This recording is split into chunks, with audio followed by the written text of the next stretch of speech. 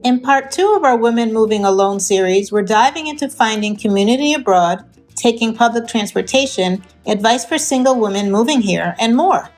In this video, we're speaking to women in their 30s, 40s, and their 60s about what it was like for them moving to the country of Panama alone with respect to their safety. Oh, and there's a bonus question at the end from Kamri, who will compare how she feels regarding her safety in Panama versus when she lived in Mexico. Now, let's get started. I think for me, safety has kind of changed here because now I'm just kind of one of many. I forced myself to network when I got here, and I'm happy I did. My mom had just passed away. Like, there was a lot going on, and I was just really nervous. I mean, don't get me started. I just start tearing up. I went on Facebook. I joined several expat groups, and I found my tribe. Some wonderful, wonderful women, such as yourself, and also some men that's in the group, and it definitely made a big difference in how I feel. I feel like it's home now. I'm around wonderful people that I feel like is my extended family. And that definitely helps. It was because of that networking that I did prior to coming here that I made a community. I made family. I made friends here. And that's hard for me because I am an introvert. I don't mind being by myself, which was one of the reasons my children thought this was not a good idea. But it worked out. And I forced myself to network when I got here, and I'm happy I did. Oh, absolutely. I won't mention any names, but there's a specific person who happens to know where I am pretty much most of the day.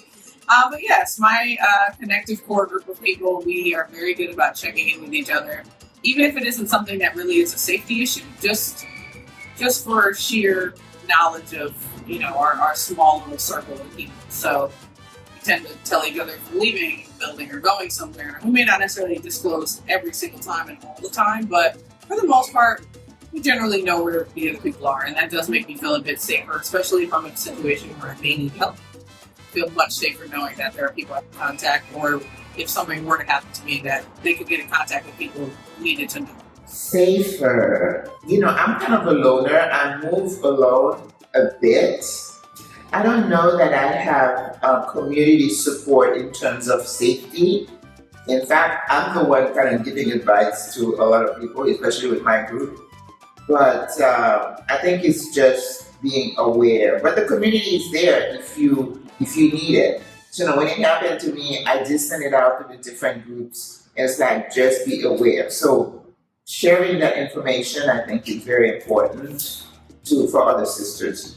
Yes, like if I don't feel well or someone needs to go to the hospital, a lot of us have little groups of people that we can contact for assistance. That way you don't feel alone. You just really have a support system. You have to create that network for yourself, but it is here, and there are a lot of people who are willing to help.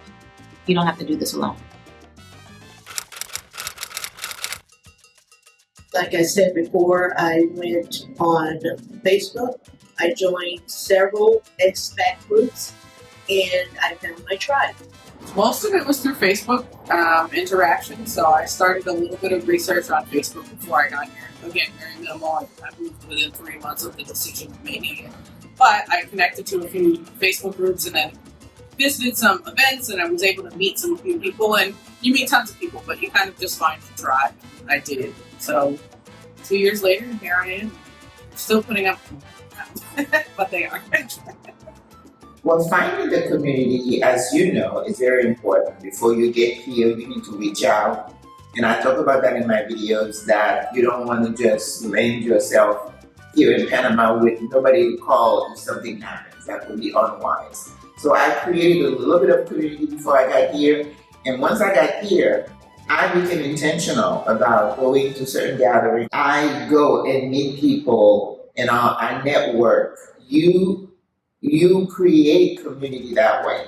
And then now with our group, Single Women, we just try to make sure we go a little bit deeper in terms of the connections so we can support each other. I knew some people here before I moved, so that helped. I ended up meeting someone who was also from New York who lived in the first building that I lived in, and she was really, really helpful and gave me the tour of the neighborhood, things I need to know about, just a phenomenal resource and friend. And then I went to various expat events, and that's where I met a lot of the people that are in my network now, kind of like the Golden Girls. So for those of you who don't know my Golden Girls story, there are a bunch of us that live in the same building that kind of lean on each other when needed, during emergencies. And it's a great community to have. Because I'm a retired widow, I'm an early bird. I'm in the tub taking a bath around 7:30 or 8 o'clock at night. And so I'm not usually going out anyway at night. But when I do go out, I'm usually with a group. And so I have no problems with safety. I have no problems going out, hanging out with family and friends here in Panama. Not at all. I don't use public transportation often. However, I do think I would feel relatively safe using public transportation, just seeing how the setup is done, especially the metro system. At night, I don't walk around at night alone often. And not because I feel unsafe, it's just not something I do. But I think if I were to have to, I would, because there's generally a lot of police around, there's generally people out. And in neighborhoods that tend to be a bit unsafe or less safe to expats, you can generally tell because those are generally surrounded by where police are, and so you kind of know not to wander in different spots. But living here a while, I tend to pass by things that I know, pass by places that I've visited. And so I think in that regard, I feel a little bit safe in terms of walking. I do. I have a friend who lives in another area, and sometimes, she'll have a gathering at her place, and on the way back, I'm like, I'm taking the bus. I don't have any qualms about using the bus after certain hours. Of course, I'm never out at 1 a.m., so I don't know what that does. But yeah, I don't have any problems. Again, certain neighborhoods I don't want to be in late at night. So that's why Uber is so good here. I feel comfortable using public transportation. I have not taken it at night. I'm more of an Uber girl or personal driver. Walking around at night. I'm kind of a homebody, so I don't really walk around at night. I might have once for a few blocks and I didn't feel unsafe. But in general, if I'm going out at night, I'm using some sort of driving service.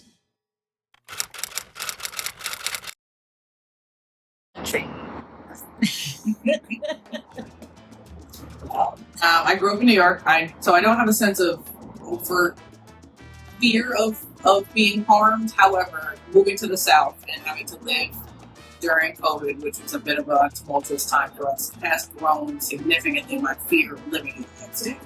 And not just personal violence, but things like, school shootings, mass shootings. Those kinds of scenarios have made me feel a bit more unsafe about the United States than I did maybe growing up. Secondarily, I think sometimes my safety concern in other countries has risen a bit, but not because I'm fearful of the other countries, I'm fearful of being an American in other countries. And so a lot of times, even though I may like to distance myself and say that I do live here now, this is my home, I am always American no matter where I go. So I have to think about sometimes the sentiment that other countries may have towards Americans and try to be very cognizant of that. And it may not be something that I'm doing overtly or causing, but that is a concern that I've noticed lately in the last few years in terms of safety. And that's a general safety movement. Being an American sometimes is a bit complicated depending on where in the world you happen to be. I'm from Florida, and if you're from Florida, you know what that means, okay? I live in a gated community, and in my mind, when I was looking for my home, it was very important for me to be in a community where I felt safe as a single woman. So our gate is manned 24 hours, so there is a sense of safety once you go in, and the God sees you, nothing's gonna happen. And I've been very safe there. But once I leave the cocoon of my community, even though I live in a suburb, I didn't live in a large city, but that sense of dread when I see a cop driving behind me, or not knowing when I'm shopping at my leisure if somebody's gonna take an aim at me, or if I'm stopping at the light, keeping my head straight and making eye contact. I mean, I even stopped walking in my neighborhood. So there is a heightened sense of, and I think a lot of people have mentioned it, hyper alertness, which I'm telling you, here in Panama, you do not have that. And I'm not the only one who says that. I try to go out every day. Some days I just stay in. But I love going out. I don't ever feel harassed. I come to the police, they're always around. I'm like, I would never do that to a police person in the US. I'm on the metro, everybody's on their phone, minding their own business. I don't see any weirdos. Even when I'm passing by in that neighborhood that I talk about and I see the hourly people, they don't bother me. They really don't. It's all about business. So that is the huge difference in terms of stress-related awareness that we don't have here in Panama. You can just relax. I go to the metro, the police sometimes will stop the guys and ask for their ID, and I'm like, I'm ready, you want mine? Whereas at home, if you ask me for my ID, I'm like, sometimes I've been stopped, and I would text and say, okay, I just got stopped by the cop, just so you know, in case something happens. We don't have that here. And this is the kind of thing we lived under for years in the US. And as a medical person, I can tell you, it is not healthy for you physically and mentally to be constantly on alert. And that's why those of us who come here will tell you, it's like, you can breathe. I mean, don't get me started. I'll just start tearing up. I do have like a camera that I keep in my apartment, and usually that's because I have maids, people who come in to clean or cook for me, because I don't do any of those things.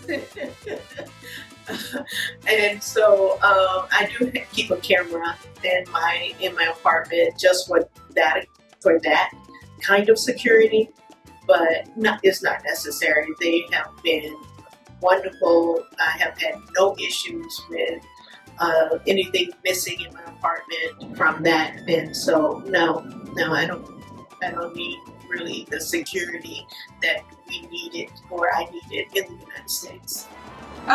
Yes, I was always a person who notified people around me where I was going or what I was doing. And that's just a general rule. I tend to be a bit more adventurous than most, that I may take slightly more risks than some other people may, so I may venture to a neighborhood that people would say not to. I was very adamant about checking the numbers or the license plate numbers in the United States. Here, I don't do it as often, and not because I think I just have more trust, but I think the PIN system on Uber has changed that a bit for me. So that makes it, I'm well aware that person is there to pick me up rather than just getting in a random Uber on accident. But other than that, I think safety-wise, I still kind of do the same things. I still keep my purse in front of me when I'm somewhere, and I do that anywhere. I don't think that's changed. So, I don't know if I'm pretty still at all. Well, I wish I could say that I did, because otherwise I would have gotten roughed. But I think for a while there, it was such a difference that I was like, I can just, and forget that I'm still in the city and that, people are still watching and finding you as a target. I don't have the hyper alertness, but I still practice general safety, especially as a woman. I did have one experience in the metro the other day. I haven't even told the ladies that. I was standing there and this guy came in really close to me, put his hand up on the rail, and was almost rubbing against me. And I kept trying to move, and I'm like, who is this guy? Why are you so close to me? I can feel your belly rubbing. And I started thinking about what I hear about places like Mexico City where there's groping I was ready though because I can use my knee. So I was ready for him, but nothing came of it. If you have a vibe about somebody, you move away, you do whatever you need to do. Just don't be oblivious all the time. Yeah, definitely the growing up in New York, the scanning of streets, looking on both sides of the street when I'm walking, kind of knowing who's around me. I don't wear anything flashy. I just go with my spidey senses and my gut. If something feels off, whether it's here or the US, I'm going to leave.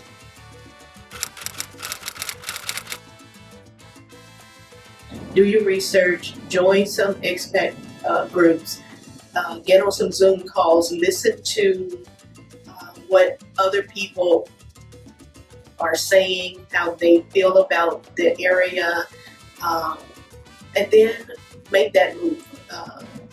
Come to Panama or wherever you're going to be moving to, and stay for at least 2 or 3 weeks. Don't come here for a week and then say you hate it, because you really need to give yourself a chance to experience the culture, experience living in Panama. I know for me, it hadn't become a home to me. It was a place that was like paradise. I was on vacation the whole time. And now that I have moved here, I've been here for 2 years, this is home for me. And when I go back to the States, to my villa in Florida, I feel like I'm visiting someone else's place now. My own villa doesn't feel like home, and Panama does. I would say my biggest piece of advice is find a core group of people that you know and that you feel like you can trust for an instance that something may happen. I think here is one of the safer places that I've visited in the world, and I've never felt in a space where I was uncomfortable, or never felt that if I was uncomfortable in a space that I wouldn't have access to be able to get help from that. I've interacted with police officers here. They all seem very kind and friendly. Never seemed to have an issue. I've made friends with the staff of the building, so if I ever feel like I'm in an uncomfortable situation in my own building, that I have someone to go to and talk to about that. But I think the biggest thing is finding a core group of people who are able to kind of check in on you. If you happen to be out at night, it's late, you're uncomfortable, if you have a group of friends who are pretty static to you, you said, hey, I really like somebody to kind of meet me here and ride home, you're probably going to find that group of people. So stick with those people, and you're always kind of in a scenario where you just don't feel alone. And I think that's the biggest thing. You can be here alone, but you don't necessarily have to be alone. And those two things aren't the same. So. Well, first of all, make sure you have a tribe. A few people here that you connect with on a personal level. I would say if you're single and you retire, join my group, because we have a WhatsApp group. We check in, we check on each other. That's important. And then where you choose to live is important, right? Because people talk about, where do you live and why did you choose? Well, safety is one thing. And I know those of us who live in high rises, I was never a city girl. I said, I don't want to go home using an elevator. And what am I doing now? I want an elevator to get to my apartment. So I keep saying, don't say never, because as you get older and you change, your needs change. So you got to make sure where you live that you feel a sense of safety. In our high rises, we have security 24/7. So I have to constantly tell the ladies, wherever you want to go, make sure it makes sense as a single female, but you don't expose yourself to certain things. Because Panama is beautiful, but humankind is still humankind. I would say go with your gut. Don't let fear hold you back. Understand why you're scared or nervous, but do your research. Come see Panama for yourself and how you feel. We can sit here all day and say we feel safe, blah, blah, blah, or something happened to us, but it all depends on how you feel. A boots on the ground experience is essential, and you know yourself best. I moved through fear. I was nervous moving to Panama. It's a big deal. It's a big move, but I also knew that I had to leave the US. My nervousness wasn't due to safety concerns. I think it was just such a big move that I was extremely nervous. Like, I quit my job, I packed up my stuff, I sold whatever, I donated whatever. My mom had just passed away. Like, there was a lot going on and I was just really nervous, but I'm glad I pushed through those nerves and I'm living my best life here in Panama. How do the two compare, or do you feel equally as safe, or did you approach safety differently? In Mexico, I approached safety vastly differently than I did here. So I lived in Playa del Carmen, and it's a very touristy city, and it's known to be a touristy city.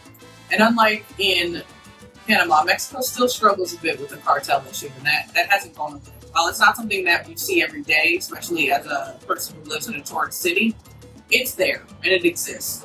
And when I first moved to Mexico, I actually lived in the tourist city, but on the Mexican side of the tourist city. So I didn't necessarily have the same safety feel that I necessarily did if I was downtown in Playa del Carmen. But again, living in a tourist city has its drawbacks because that also makes you much more of a target. And in that scenario where you would have tourists constantly walking around and locals knew that it was possible to pickpocket people and rob them, you kind of were lumped into that because you knew they knew you weren't Mexican, but not necessarily that you didn't live there. And so I think for me, safety has kind of changed here because now I'm just kind of one of many.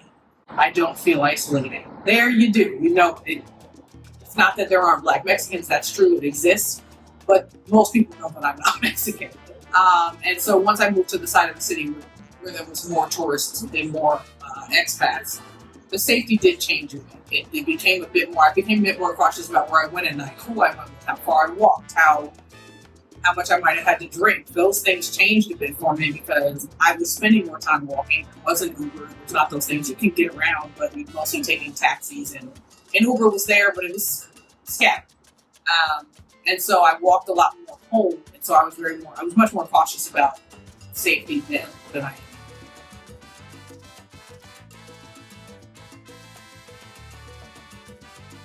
So I started a small home bakery. I make frozen cookie dough that gets sold individually in 12 packs. I have 11 flavors, and people tend to really like that because it's something they can take to their house and make.